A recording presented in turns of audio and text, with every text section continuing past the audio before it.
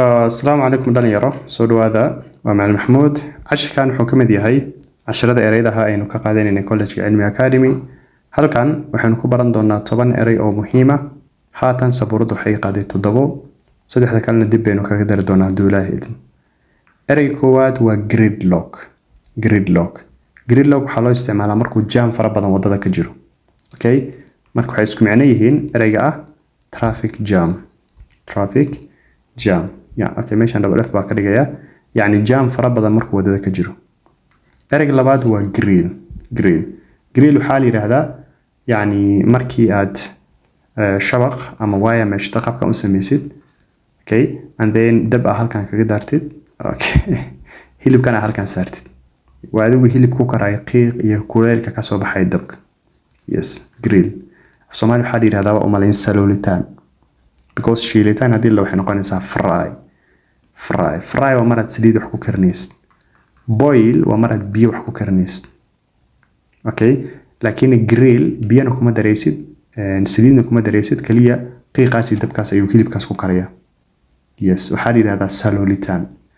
ereyga saddexaad waa gross waa markuu qofka si joogta u cabanayo they are complaining throughout waxay kaloo isku macno yihiin grumble iyo gross marka waa markuu qofka maanta kulli sheeganayo ereyga afraad waa gullible waa naive qof la qiyaani karo wax walba laga dhaadhicin kara and then they can be cheated or they can be tricked or they can be fooled yes waa la qiyaani karaa naive ayaa la yiraahdaa wax walba iska aamini okay ereyga shanaad waa haggard waa qof markuu aad u daalaya anigu right now I've been working throughout the night and I am haggard aad ayaan u daalana meel xun bay ka maraysaa ereyga lixaad waa hammock waa mara yar oo laba geed inta lagu kala xiro saa u soo lalaado oo sariir ahaan waa lagu dul seexdaa yes and then hore gadaale maanta kulli kula soconaysa sida wiifowga camal ereyga toddobaad waa hansard waxaa loo isticmaalaa yani inta badan parliamentiga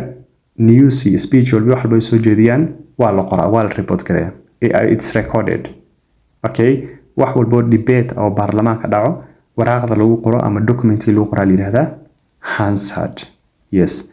okay waan tirtirayaa ereyga sideedaad aynu casharkan ku baranayno waa harrowing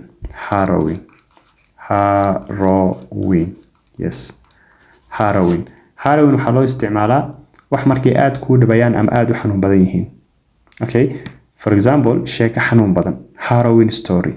yani it's very disturbing or it's very painful yes sheekada wala la murgo oo aad u xanuun badan ereyga sagaalaad waa hustle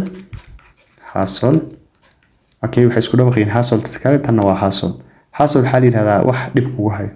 yes it's a problem that's annoying problem waa wax ka xanaajinayo problem waa dhibaatooyin waxaa jira iska caadi ah oo loo dul qaadan karo iyo dhibaatooyin very annoying ah so annoying problem ayaa la yiraahdaa hustle and lastly ereyga ugu dambeeyo waa hedge waxaa loo isticmaalaa yani let's say for example how will I put this qofka markuusan jawaab sax rabin inuu ku siiyo uu ku warwareejin soma yes they will not give you clear answer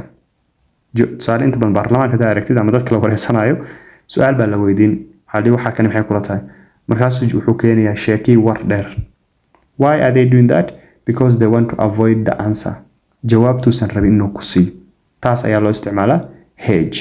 so for example they normally hedge when asked the question way ku warwareejinaa markaa su'aal weydiisto because they don't